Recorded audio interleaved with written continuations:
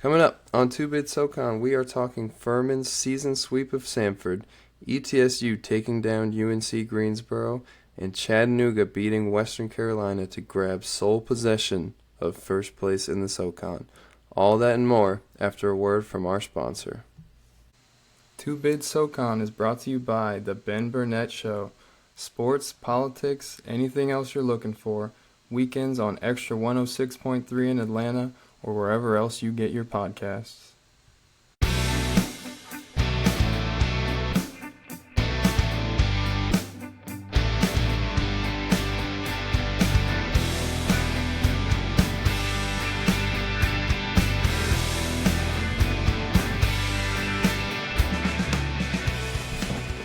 Welcome back, everybody, to Two Bid SoCon. The whole gang is back together. Jack Gold finally settled at the new crib. Kinda-ish. Yeah. No couch, but standard male apartment. That's what matters. How's it going? Stereotypical bachelor pad looking living room with two lawn chairs and a TV, but Two lawn chairs and EA Sports college football hooked up. It's all you need. That's all you It's a need. good bachelor pad. I'm too much of a nerd to put it on a big TV. Sorry about it. It's on the monitor. We are here to talk an interesting night in the SoCon, to say the least.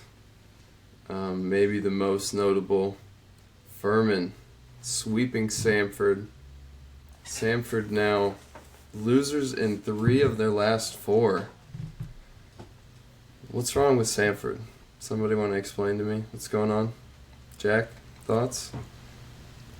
I was thinking about it today, and I feel like a lot of what I kind of thought last year that was proven wrong, like early in the year, like is buckyball really gonna work? Like just the up and down nature of it, and it's like to a lot of people that's not good basketball. To like, you know, a lot of coaches around the league would probably, or around basketball, like if they saw a team playing like that, they wouldn't think that's good basketball. And I almost feel like that's catching up to them just because they have a lack of talent on this roster compared to past years. Like not to say like they're clearly very talented still, but last year was just kind of a crazy perfect storm in the amount of talent they had.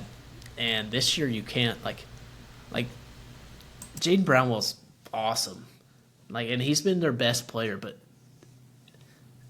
I don't know how to explain it. Like, I don't want to downplay some of these guys, but it's just like, they're just not quite the same level of player as they kind of consistently had last year, and the continuity in the team's not there like it was last year.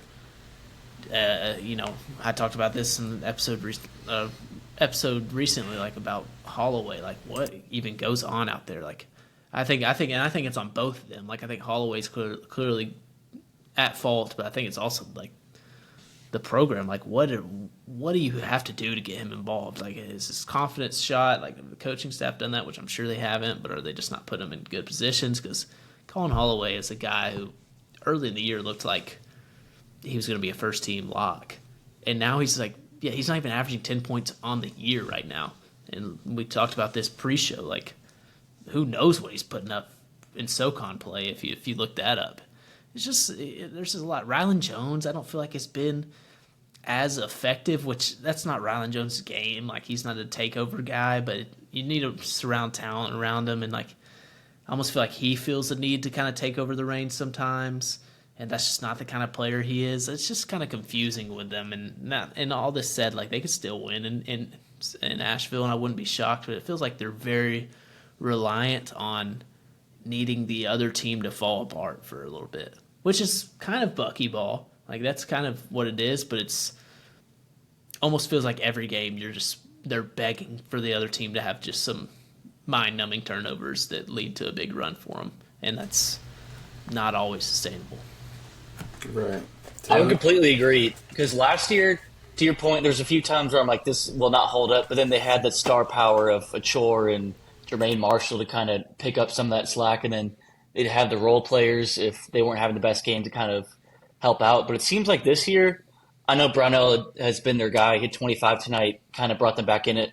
But they just seem like a team full of role players, which works. I mean, it still could work because when they're all playing together, they play well. But like these last few games, when they're not scoring the ball well, it's just like they almost seem like they don't have a clear number one guy other than Brownell, which he has been. But even he's not like a. It seems like to me not like a clear cut like Corey Tripp or a Honor Huff or a like so and so guy. At least from what I've seen, I mean he is, but like Yeah, I know what they you're don't saying. have that star. No, May I'm not with play you. that very I'm well. with you. They don't have I'm that with star you. power, you know. No, I'm with Like, you that's because just what I see. we see Corey Tripp as a 1A guy. I don't know that Wofford does at this point for some reason. Yeah, true. I don't know why they don't use Yeah. him like that. Well, for what he should be.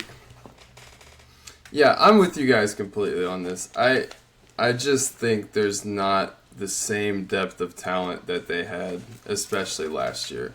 Because if you look at these two games, their last two games against Wofford and against Furman, in both they find themselves in massive deficits at halftime. And they get away from the constant subbing and we got to play 14 guys.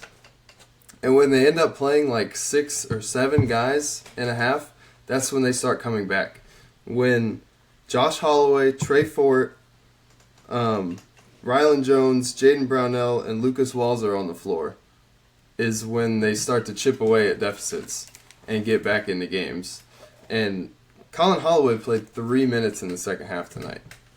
So, I mean, he certainly hasn't been the player that we expected him to be.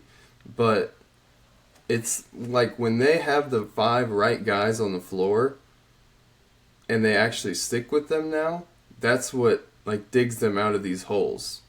But it's when they keep trying to like play 14 guys that they dig the hole. And when they go on scoring droughts now, like they are dry. Like they're hard to watch. It's not even like they're getting good shots and missing them. They are like smothered consistently. And it is just hard to watch. It's not buckyball. The only reason they were back into this game tonight is the second chance points. Like, they weren't forcing turnovers in the second half. They just were getting multiple chances on the offensive end of the floor. And that kind of got them back into it. And then, even with the right guys on the floor, they just didn't make enough shots down the stretch to, grab the lead and kind of seal it. But It feels like their an transfers interesting just one. their transfers just haven't worked out like you thought they would. And last year everything kind of worked out exactly like they needed it to. But if you just think, I was like looking at their roster, Julian Brown. I mean, he averaged 10 a game at Wagner last year as a sophomore or whatever he was then, and he started the year and looked pretty good. Like I think he may have been starting to start the year. I don't know what he had tonight, but the prior games before today, he had zeros in back-to-back games. Then another guy I was excited about, Isaiah West. Isaiah West was a 4-star coming out of high school. He was a 5-star growing up, which inside two-bit SoCon joke, when he was a 5-star, Oh my goodness. Jay Gold Hoops might have got a few buckets on him that I found in the archive the other day. But Clips anyway, coming Bravo. soon. yeah. Twitter. Anyway, like he didn't work out at Vandy, Anyway. but he started the year like at Vandy with Jerry Stackhouse, who was the biggest idiot ever. Anyway, but he was a starter early in the year and didn't look that bad, but he clearly wasn't ready for SEC play. But still, this is an athletic guard that could shoot it. It was a 4-star. You're like, oh, that's going to be perfect for Samford. He's been a nobody like that, and no disrespect, like he is just out there. I don't know what's going on with him, like what the deal is there. Like if they just haven't got him involved, and then Holloway, all of conference play, Holloway's given him almost nothing. So probably their three biggest. Like I got to pull up their roster again. Their 3 biggest transfers probably are Brown, West, and I guess Fort is there, and Fort has totally worked out. Fort's been great, but 3 of their biggest transfers are, doing nothing in conference play. It's weird. So yeah, I think at this point it's got to be the Fort and Holloway and Josh Holloway show every game, and then Brownell is all as well, I guess. But I'm just thinking from a guard perspective. Like I think they're at their best when they're just letting those 2 dudes just green light it, and Holloway get to the rack and Fort just shoot every shot he can think of. It was Yeah, just crazy because I remember. Oh, sorry. You could go I ahead. was just say I remember they were 5-0 to start conference play, and I think we were on here, and I think we were all talking like I don't know when Sanford's going to lose. It's going to be hard to pick against them, and now because they were still putting up like 90 a game, and now like they're 5-4 since, and they like now they're putting up like 70 a game. It's crazy like their regression. They just don't have that star power. And Jack, to your point, the transfers that I even thought too were like Isaiah West tonight 9 minutes 0 points like. Yeah, I really thought he'd make a bigger impact, and he did early on in non-conference play too. That's one guy I thought would do way better in the mid-majors than at SEC plays. He showed promise at Vandy too, a little bit, but still. I just think a bunch of their guys last year was such a perfect storm of everyone working out how they needed it to, and just looking at the roster again, like Riley Allenspach, I still think is going to be a good player, but I don't know that he's took much of a jump. I think part of that's a Brownell thing, but like. He just, there's just so many guys on this team that just you felt like we're going to be really, like, have potential to be big contributors, and it's just not always there. And, it's just kind of confusing. And I mean, like, I'm a big Brownell fan. Like, I think he's fun to watch. Yeah. I don't know when the offense kind of got reduced to, like, hunting a switch for Brownell, and then even when you don't get it, still just feeding him the ball and like expecting him to just go crazy. Because when he was super, super efficient, he wasn't shooting nearly as often as he is now. And now it just feels like, hey, let's get the ball to Brownell and see what happens. Yeah, he's not like the engine you should run your offense through. Like he's right, exactly. a great complementary piece, like number 2. And even maybe a number 1 off-ball piece. But it's like, they're trying to run their offense through him all game. And that's just kind of like Ryland Jones. Like, that's probably not his game. Right. So, on the flip side, for Furman, what does this mean going forward? Whew, much needed for them. Heck of a game by P.J. Smith. Hit, I think, 4 for 4 for 5 for 3s in the first half. And then kind of got off to a slow start, but then started picking it up again and hit that dagger step back 2 to go up 6 with a minute and a half left. Shot. Bowser was 16-6 as well. This was a much needed win because I was about ready to put them on the Friday slate of games because they've been slipping. But this is a big statement win for them, and they're definitely a team that even though they're only 8-7, I still think with as stacked as this conference is, could make some noise in the tournament. But this is a much needed win for them after the struggling lately. But what a game by P.J. Smith. He showed again why he's one of the best guards in the conference after sort of taking, I don't want to say a drop-off since conference play started, but like definitely wasn't like he was like the clear-cut player of the year early on. But I think he was beat up. I kind of am starting to attribute that to just thinking he may have been beat up here for a while because he was getting beat up in the games and having shoulder issues and everything. Yeah, I'm with you. I don't know if this changes anything for me on Furman. Like, I think they're good, really well coached, got a bunch of good players. Smith definitely has become like one of those top guys in the SoCon and hit a bunch of clutch shots tonight. But I still think they're just ultra reliant on Smith and Anderson to kind of create all of their offense, which Smith can do sometimes. But even then, like I still kind of stick by like. Which sounds crazy because he had 32 tonight, and he's probably second in Player of the Year race. But I still kind of stick by, like, I think Smith is best as, like, the number 2 guy. Not to say that he hasn't been a great number 1 guy. Like, I just think he'd be really good beside J.P. McGee's or, like, beside a real on-ball creator like that. But in saying that, like, he's been great. And I don't know. In saying, like, Nick Anderson's really good shooter, but they gotta get Edrin Bronson or House or somebody to really step up if they're gonna reach kind of, you can't win every game you're not gonna get 32 out of Smith on crazy efficient shooting every night. Yeah, I think tonight was the epitome of that, in all honesty, outside of the first half. Because the first half, Smith had 14 of their 43, and in the second half, he had 18 of their 37. So, I mean, as things kind of started to crumble for them in the second half, they would it's kind of the same thing I see with ETSU with Peterson, where they're just let's just work through him and see what happens. Like you said, kind of an over-reliance. And tonight he was great. I just don't know that you can bank on that every single night going forward. And what could possibly be 4 straight nights in Asheville to win the tournament. So, I mean, he was great tonight, fun to watch. But I just don't know that how sustainable that is for them. So, I mean, it doesn't change. Let me Go ahead.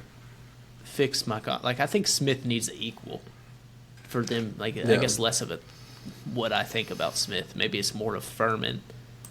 I just think they need 2 PJ Smiths. Obviously that sounds, but they need a Huff and Bonham, or a Slauson Peterson, and Bothwell. Bugs, or Peterson and Seymour. They just need a 1-2 punch, and I don't feel like Anderson is quite that. Even though Anderson, I think, he's been an awesome piece for any team, but him having so much responsibility to be a guy, a engine your offense runs through is just kind of, I don't know. It's hard for me to rely on that. Yeah, and running stuff through Cooper Bowser isn't, the plan either. He's great in his role, but Bowser's fun though. I think he's awesome. He's really he's great, got big time potential. Yeah, and he'll keep getting better. We've seen it all year. I just don't know that he's only a sophomore, right? So he could really develop in these next couple of years if he sticks around in the conference. Yeah, I just don't know that the other answer would be working him through the post. Yeah, hoping he makes plays. It's just nice frame either. Yeah, he's just so skinny. You're not going to just feed him in the post and let him go to work. Probably. Yeah. Maybe I'm wrong. So, big win for Furman, especially coming off, what they looked like last Saturday against UNCG, barely putting up 50. And then Samford just continues to kind of trend in the wrong direction. So, it's definitely something to monitor with 3 games to go before the conference tournament. So we will see what happens with those 2. But we now have a solo first place holder in the Chattanooga Mocs after they beat Western Carolina and ETSU beat UNCG. So Chat over Western Carolina. Taylor, your thoughts?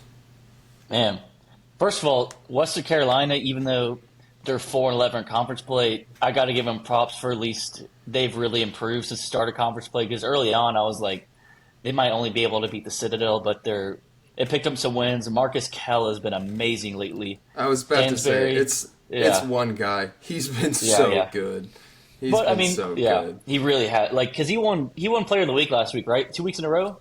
2 weeks in a row. Yeah, then to drop 31 tonight, he solo kept him in that last few minutes. But yeah. So I got to give props to them. Stansberry and Pelote had a good game as well. But, man, 3 guys for Chat dropping at least 20 tonight. It's and for that for none of those to be Bonham only at 11. They've been peaking at the right time. Their performance lately has reminded me of the sequence in a movie where they struggle early on and then it's a montage of music playing. They just keep winning and smiling. Remember the Titans. That's what it feels like right now. Yeah. Excuse the glaze, but just what it seems like, man. Because, man, that's just a team that just seems like they love to play together and they're unselfish and any guy can go off at any given night. Tonight it was Huff. Tonight it was Whelan and Champion. Champion's almost had a triple-double 4 times now in the last 5 games, I swear.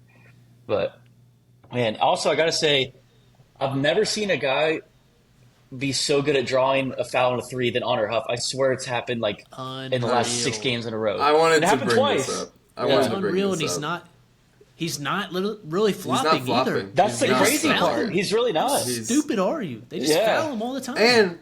And it's not Justin Bailey, when he catches and shoots, he jumps forward across the line. Yeah. Huff is straight up and down. Back, And guys are still coming across and whacking his arm. I'm I get he's a threat every time he shoots the ball, but we gotta close out with some kind of discipline. I'd say 90% of his 3-point that he gets fouled on are legit. Not even him trying to draw a foul. It's so crazy. And I That's think the crazy part. Of it's maybe he just takes such quick shots and guys think they can get to it. I don't know.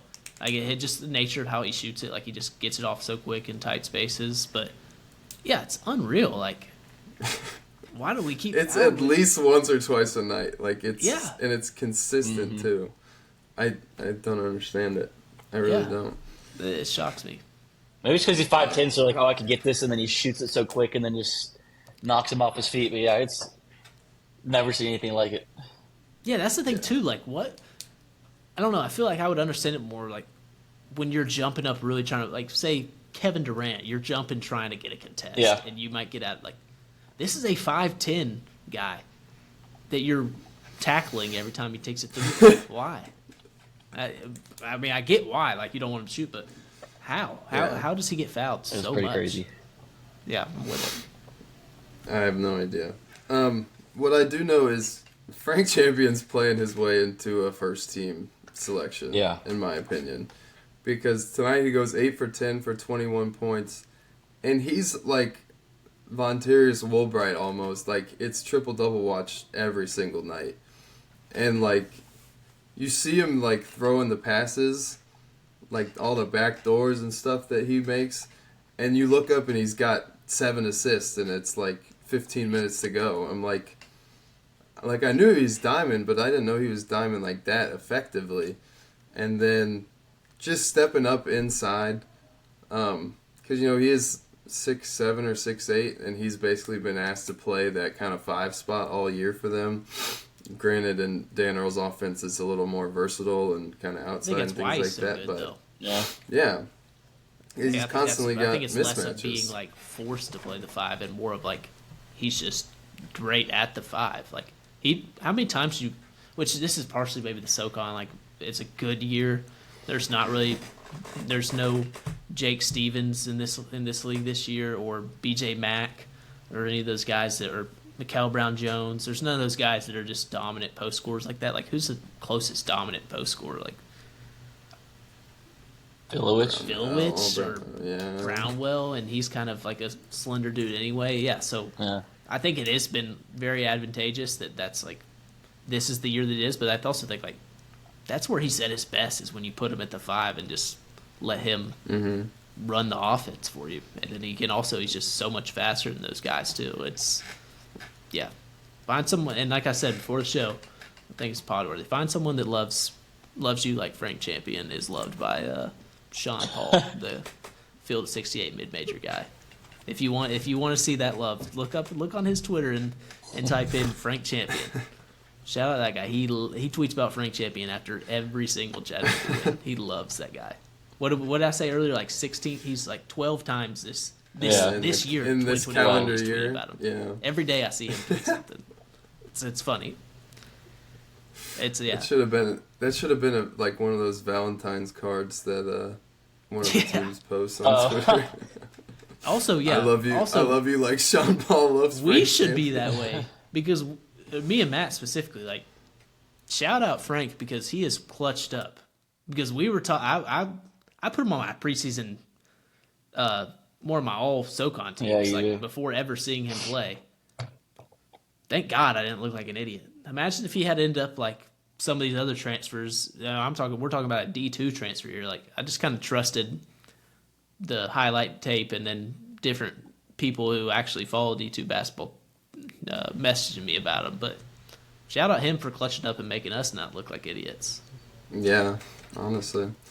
Scored his 2,000th point tonight too, which is pretty insane at the college level. Unless you're like 26, but I think he's only 22, so I mean, this is 5th year. Putting up numbers, man. Yeah, he's either 22 or 23. He's not Bo Nix, he's back to Huff though. He's kind of taken this same stretch that he did last year to land on the first team. Like kind of coasted along, was good, not great. And then as we got closer and closer to the SoCon tournament, just turned it up to like insane levels, shooting. Like he shot 6 of 8 from 3 tonight, which is unheard of. Like just stepping it up, getting above 50% from 3 almost on the year. Like it's just playing really, really good basketball. And then like you said, Taylor, like any night, and we experienced this when we went and talked to those guys in Chattanooga. It's like any night could be your night, and nobody cares who does it. Like, they just go out and have fun and do it as a team, and they just want to win. That's all it is. And I think that was seen the most in that champion pin off the glass and then run an alley-oop with Bonham for the one-hand stuff. And I was like, they're just having fun. Like, they just love to do this. That run is like so much of why they're so good right now is they just have so many guys that just can have their own runs. Like, even if it's not like Bonham, like a lot of teams have their like Jack Costle can go out there and get you in a row. A lot of teams have their Bonham level player like that can, is gonna get theirs and can, or Huff, whatever. They can score all kinds of ways. Like, but they have like Bash Wheeland is the greatest fadeaway mid-range shooter of all time. Then Colin so automatic. just will hit 3 threes in a row out of nowhere, then disappear for the rest of the game. But like he'll just have a random stretch. Costal, he'll hit back to back. Like, they just have so many weird, like, guys that just have one thing that pretty much every game they're going to have, like, a 5-minute stretch where they are the difference.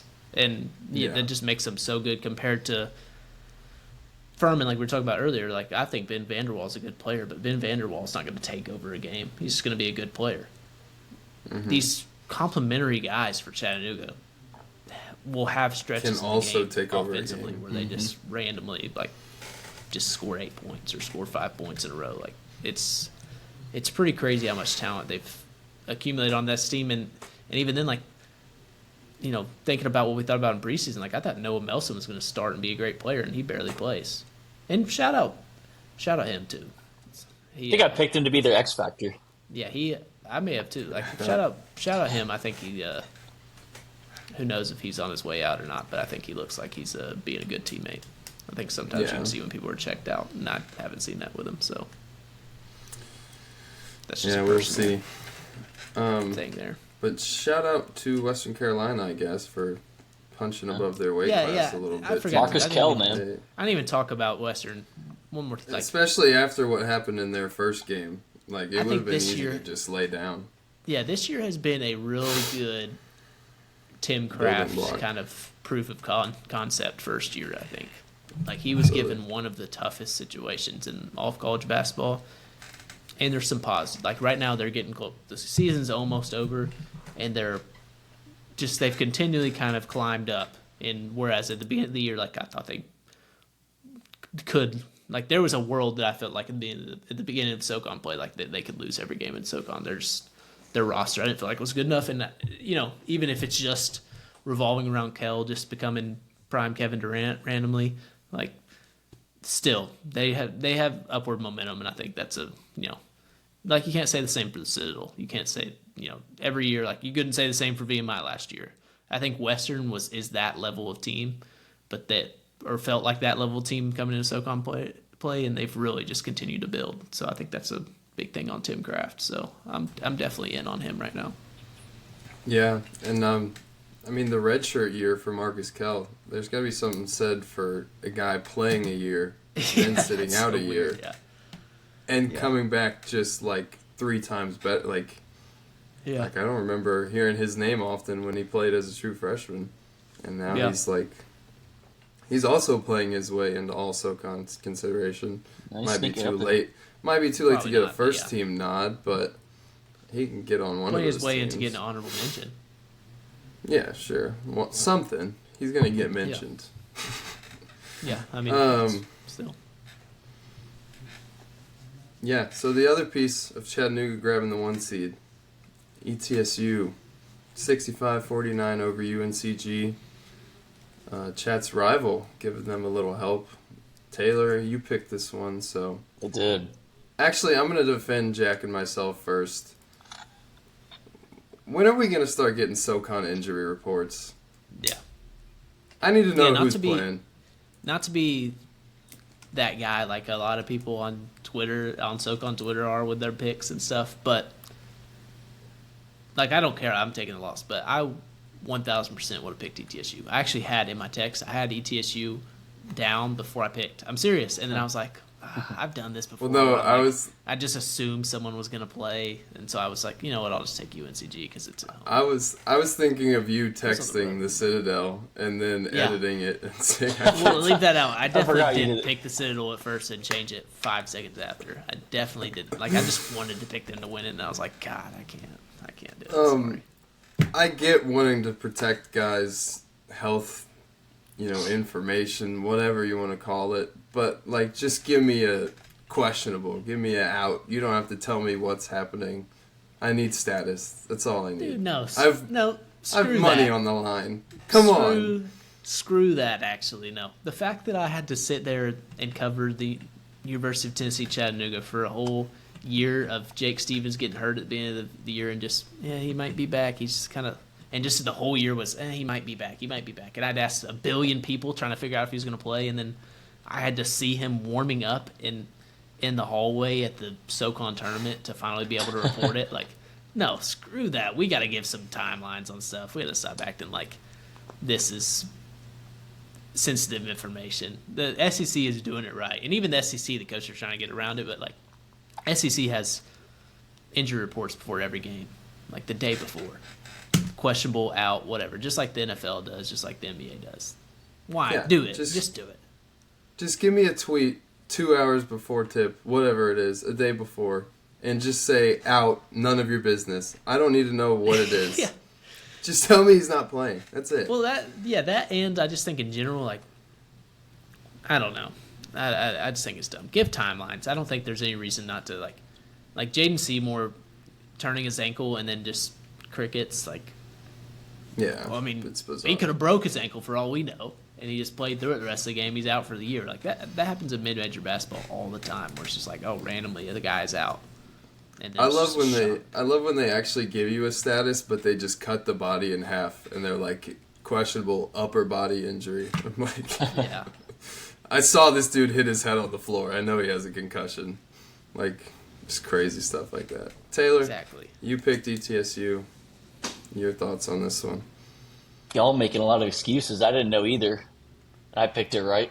Well, yeah, Just that's wanted why to get that out of the way. Yeah. Yeah, please explain your You really don't elaborate even research deserve a you win. did. It wasn't even towards ETSU. It was more of like, You told I was Siri sitting there, to I was flip like, a coin. Don't act like no. you know ball.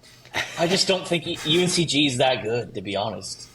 I'm sorry, I hate to say it, but like I just feel like they're due for loss, and like their record is a little better than they were, and ETSU clamped them tonight, and then Peterson came out and showed up like a rookie 2K My Player mode and was just hitting every three he took. I mean, he made all 7 of the team's threes tonight. Like carry job was pretty crazy, and they held Polite to 0 points. They held Atwell to 4 of 11.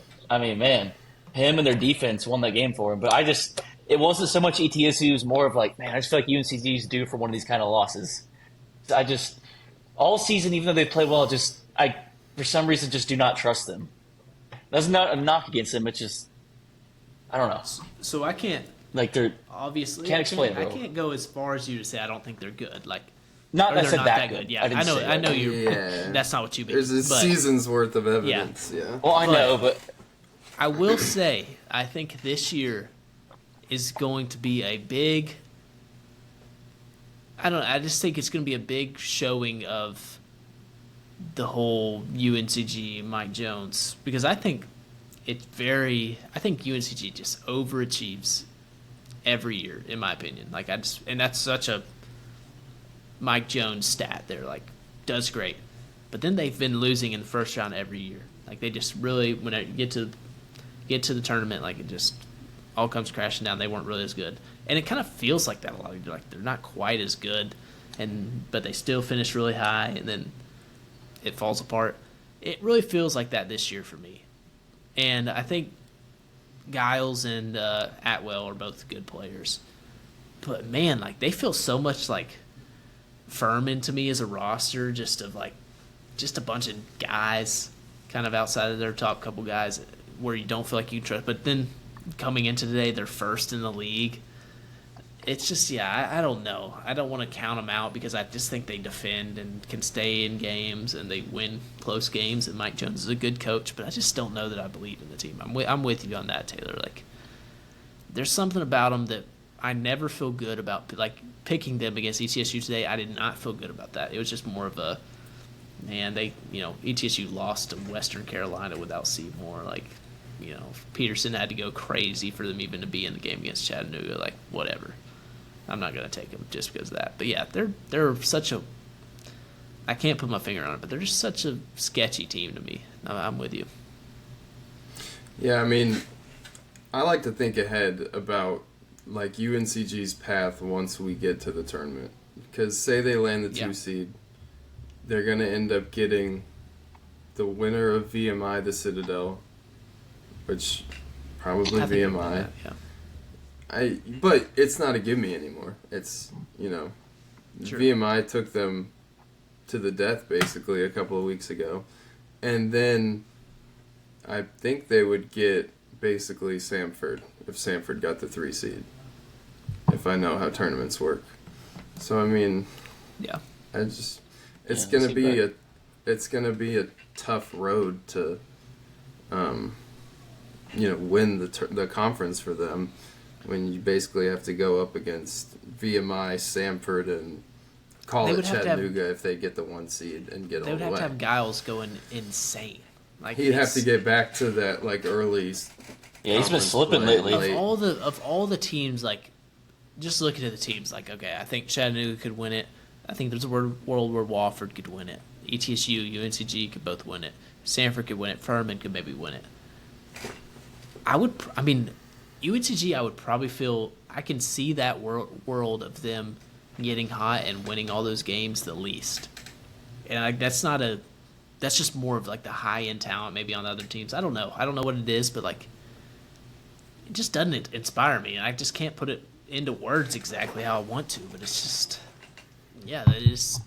are such a confusing team, and maybe it's just because they win defensively all the time, and that's the thing. But it's such an offensive league, and I said that last year. I feel like too, like it's such an offensive league. They almost feel like a team that's out of place in the league sometimes, but they continue to finish at the top of the league because they're so good at what they do.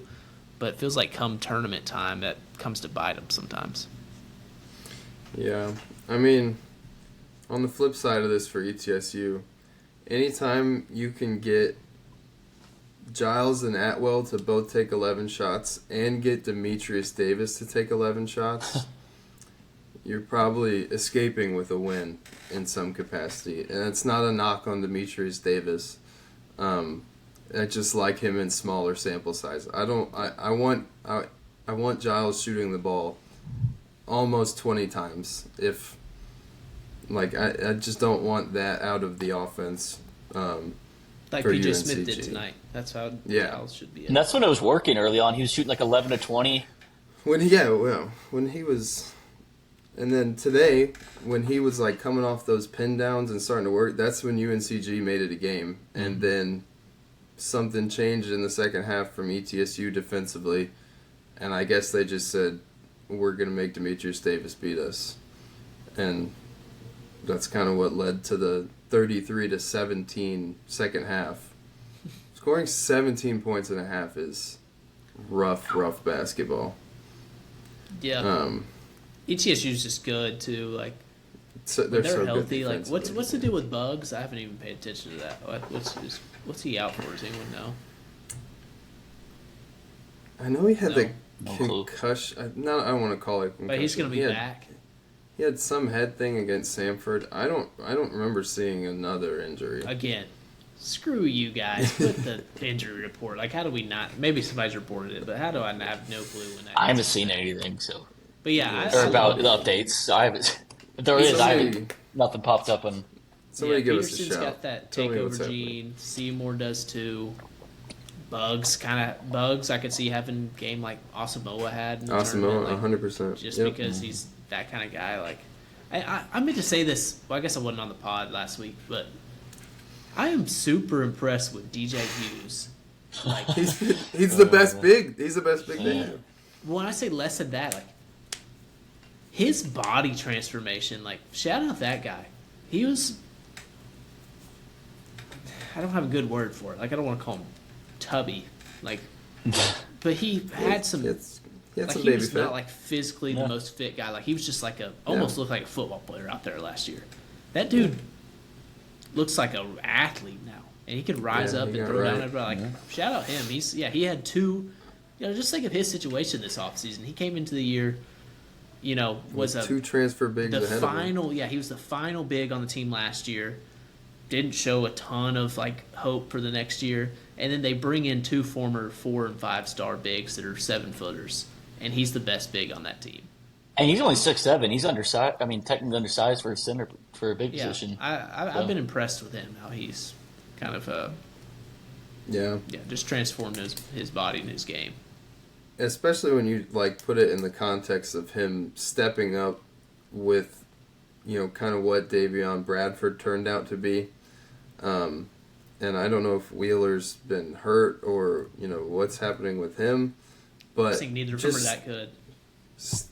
Like stepping up when the opportunities presented itself, especially with Seymour hurt, along with those guys not bringing a lot to the table that you would think they would. Hughes has been great, and it's nice to see that. Elsewhere in the league tonight, and on that too. Sorry, one more thing. No, you're good. Mekhi Johnson. I actually have one more too. Mekhi Johnson's really impressed me too. He's like he went from last so year just solid. looked like a shooter, and now he's like a scorer. So they've had several kind of complimentary guys have really good years. Mm-hmm. Last thing on ETSU, Kimari Peterson's your player of the year. Yep, I would agree. He's kind of sealing it here. He's kind of sealing it here down the stretch. What do you have? 29 tonight. And 13 rebounds. Yeah, what? 13 rebounds? Yeah. So 29 tonight, 31. At 6-1. 31 last Saturday against Chattanooga. That one didn't result in a win, but we were all at that game. And he was just, it came ridiculous at a certain point. Like, he's just been so hot shooting the ball.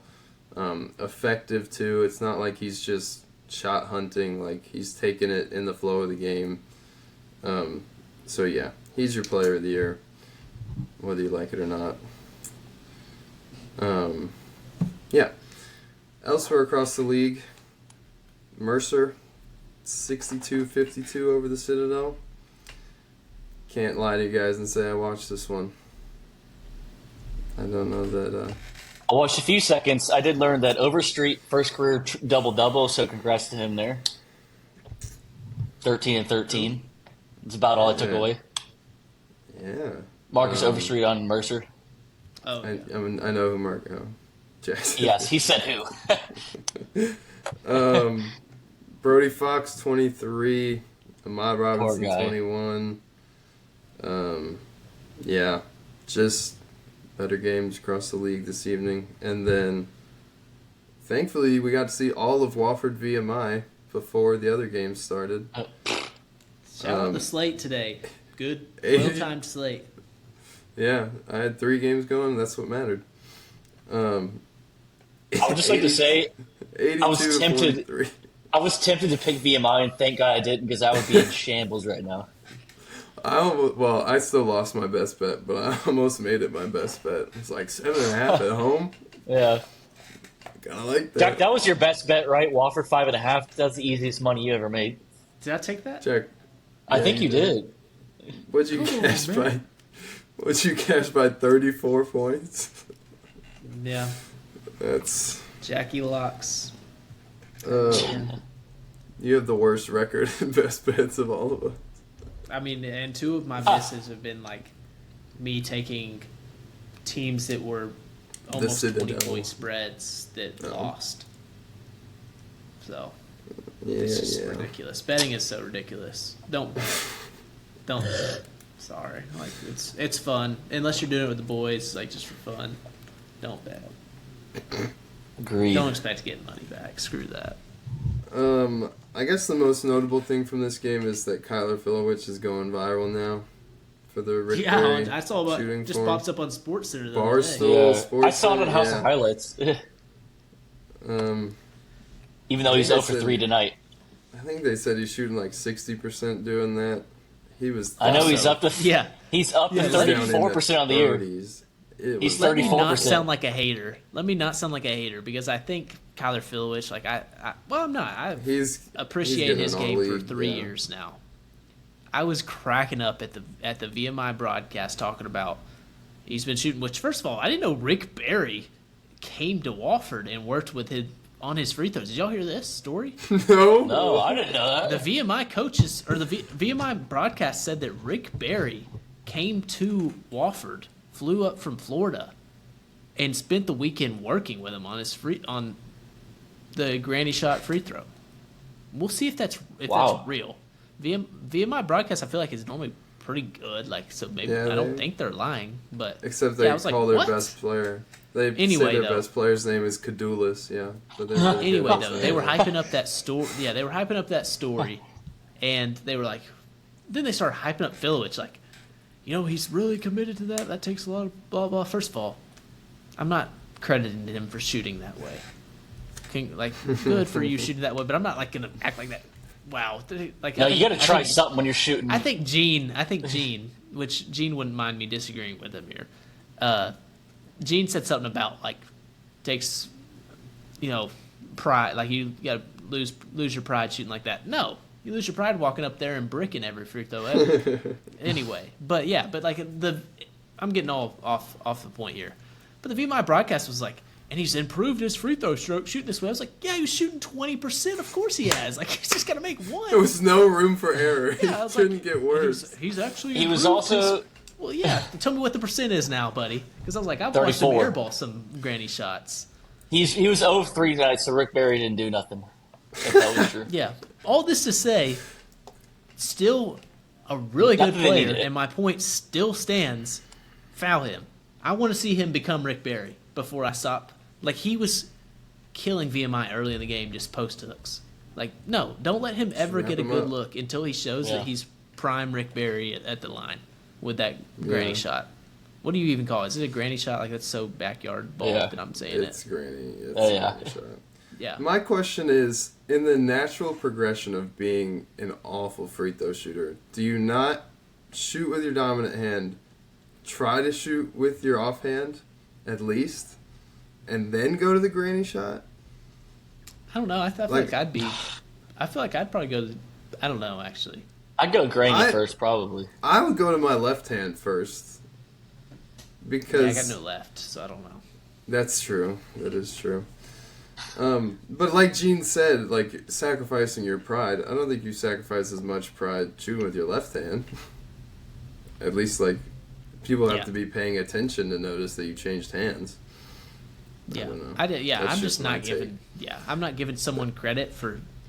That's Like, I- that's Yeah, like oh, congrats, this guy sucks at free throws.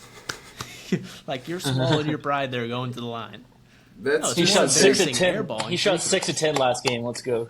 that's just Yeah. my take from a guy that shot 40% from the line in high school. So Yeah. I don't know. I'd go to my left first, but we'll see. Anyway, not to be too much of a hater, this is more of a hater on the people hyping it up.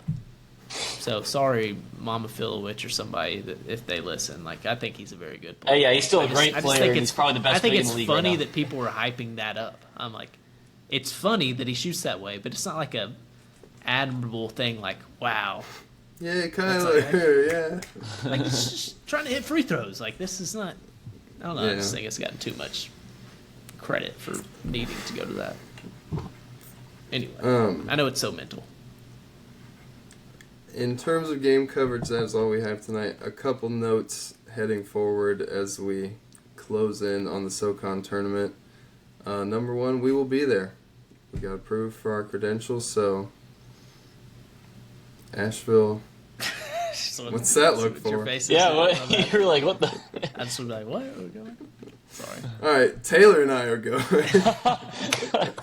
Taylor and I will be in Asheville, and then before that, we'll do another show next Wednesday, and then somewhere between March 2nd and the 5th, we will do an episode with all of our awards picks and all SoCon, and a tournament prediction once we have the bracket. So we'll probably do that one live again like we did last year, so stay tuned for that. But that is all we have tonight. Appreciate you guys listening. Spotify, YouTube, Apple, and we'll see you next time.